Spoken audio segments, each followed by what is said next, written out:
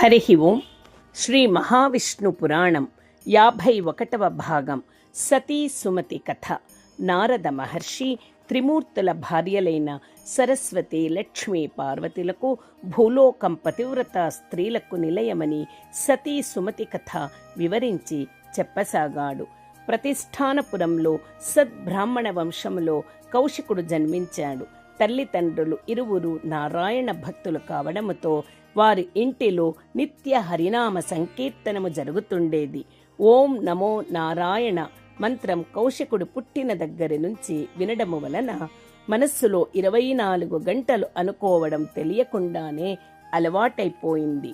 పెరిగి పేద విజ్ఞానం నేర్చుకున్న కౌశికుడు దుష్టజన సాంగత్యము వలన చెడు వ్యసనపరుడయ్యాడు.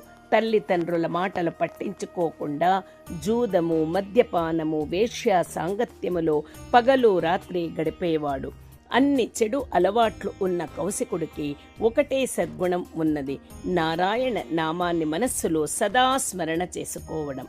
వంశం పరువు పోతుండటంతో బంధువుల మిత్రుల సలహాతో పెళ్లి చేస్తే బాగుపడతాడు అని విని తల్లిదండ్రుల కౌశికుడికి సుమతి అనే అమ్మాయితో వివాహం చేశారు. సుమతి అందముతో పాటు దైవభక్తి కలిగిన సద్గుణవతి.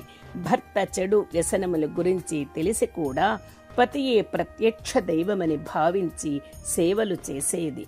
కౌశికుడు మాత్రము తమ ప్రవర్తన మార్చుకోలేదు. సహించే భార్య దొరకడంతో రోజుల తరబడి వేశ్యా వాటికలలోనే కాలం గడిపేవాడు. వారానికో నెలకో ఇంటికి వచ్చేవాడు. సుమతి ఒక్క మాట కూడా అనకుండా ఉన్న 4 రోజులు చక్కగా పతికి సేవ చేసేది. కోడలు పడే బాధ చూడలేక, కొడుకును మంచి దారిలో పెట్టలేక దిగులు చెందిన కౌశికుడి తల్లిదండ్రులు కొంతకాలానికి మరణించారు. కౌశికుడి చెడు వ్యసనాలకు ఉన్న సంపద అంతా కరిగిపోయింది. అప్పుల వాళ్లు ఇల్లు స్వాధీనము చేసుకుని భార్యాభర్తలను బయటకు పంపారు. కౌశికుడు, సుమతి ఒక ధర్మసత్రములో తలదాచుకున్నారు.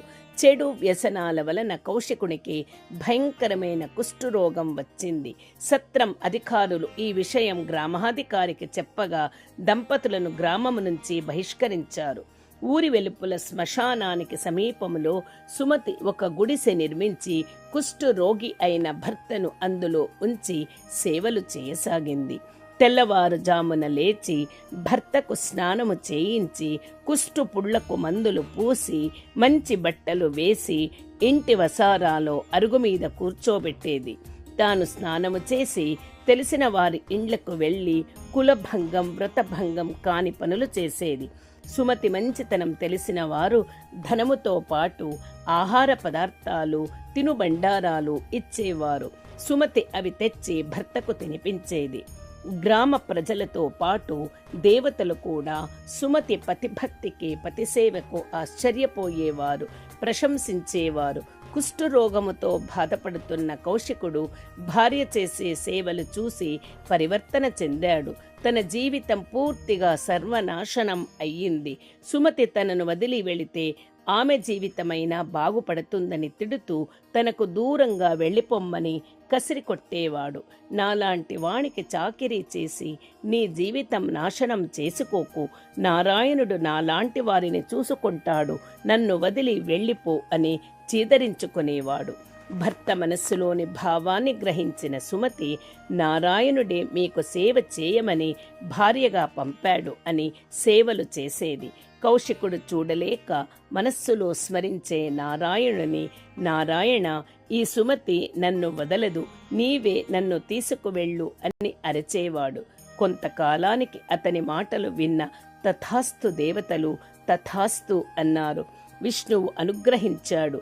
నారాయణుని ప్రేరణ చేత ఆ రోజు రాత్రి రాజభవనములో దొంగలు పడి ధన, రత్న, బంగారు ఆభరణాలు మూటలు కట్టుకొని తీసుకువెళ్తుంటే రాజభటులు చూసి వెంటపడ్డారు. దొంగలు తమని తరుముకుంటూ వస్తున్న భటులను తప్పించుకోవడానికి ఊరి చివర ఒక చెట్టు కింద తపస్సు చేసుకుంటున్న మాండవ్యముని వద్ద ఒక రత్నాభరణాల మూట పారవేసి అడవిలోకి పారిపోయారు. రాజభటులు ఆ ఆభరణాల మూట మాండవ్యముని వద్ద చూసి ఆయన దొంగలలో ఒకడని భావించి బంధించి రాజుగారి వద్దకు తీసుకువెళ్లారు. మాండవ్యముని మౌన దీక్షలో ఉండటము వలన నోరు తెరిచి మాట్లాడలేకపోయాడు. అంతకు ముందు ఎప్పుడూ మాండవ్యముని చూడని రాజు మౌనంగా ఉండటం చూసి ఆగ్రహించి శిక్షగా మునిని కొరతవేయమని ఆదేశించాడు. భటులు మునిని తీసుకువెళ్లి కొయ్య స్తంభానికి మేకులు కట్టి దారిలో నిలుచోబెట్టి కొరత శిక్ష వేశారు. తెల్లవారింది. సుమతి భర్తకు యథావిధిగా స్నానము చేయించి ఇంటి బయట అరుగుపై కూర్చోబెట్టి లోన పనికి వెళ్ళింది. అదే సమయములో పల్లకిలో అందమైన వేశ్య ఒకటి ఆ ఇంటి ముందు నుంచి వెళ్ళింది.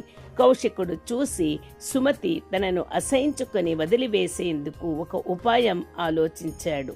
మధ్యాహ్నం తనకు భోజనం పెట్టడానికి వచ్చిన సుమతితో తనను ఆ వేశ్య దగ్గరకు తీసుకు వెళితేనే తింటాను అని పట్టుబట్టాడు. కుష్ఠరోగం ఉన్న ఇటువంటి కోరిక కోరినందుకు తనను చీదరించుకొని సుమతి వెళ్ళిపోతుంది అని కౌశికుడు అనుకున్నాడు. కానీ సుమతి రాత్రికి తీసుకువెళతాను అని చెప్పి భోజనం పెట్టింది.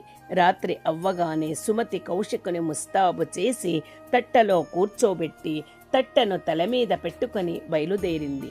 చీకట్లో నడుస్తున్న సుమతిని కౌశికుడు నన్ను వదిలి వెళ్లమని తిడుతున్నాడు. కాళ్ళు చేతులు ఆడిస్తూ కొడుతున్నాడు. అదే దారిలో మాండవ్యమునిని వ్రేలాడతీసిన కొయ్య స్తంభం ఉన్నది. చీకట్లో కౌశికుడి జాడించిన కాలు మాండవ్యముని తలకు బలంగా తగిలింది. కొట్టిన మేకల బాధకు తోడు కౌశికుడి కాలు దెబ్బ మాండవ్యమునిని మరింతగా బాధపడేట్లు చేసింది. ఆ బాధ తట్టుకోలేక మౌనవ్రతం వేడి మాండవ్యమును బిగ్గరగా అరుస్తూ, ఎవరి కాలు నా తలకు తగిలి నన్ను అంతలేని బాధకు గురి చేసిందో అవని తల సూర్యోదయానికి 1000 ముక్కలు అవుతుంది అని శపించాడు. కౌశికుడు విని తన బాధ సుమతికి తొలగిపోతుంది అని ఆనందపడ్డాడు. భార్యను వెనక్కి ఇంటికి తీసుకువెళ్లమని చెప్పాడు. సుమతి మాత్రం ఏమాత్రమూ కంగారు పడకుండా తన పాతివ్రత్యంపై ఒట్టు పెట్టి రేపు సూర్యోదయం కాకుండుగాక అని ప్రతిశాపం ఇచ్చింది. మహాపతివ్రత మాటకు సూర్యరథం ఆగింది. సూర్యుడు ఆగిపోయాడు. జగత్తు అంధకారంలో ఉండిపోయింది. ముల్లోకాలలో అలజడి మొదలైంది. హరి ఓం తత్సత్. శ్రీకృష్ణార్పణమస్తు.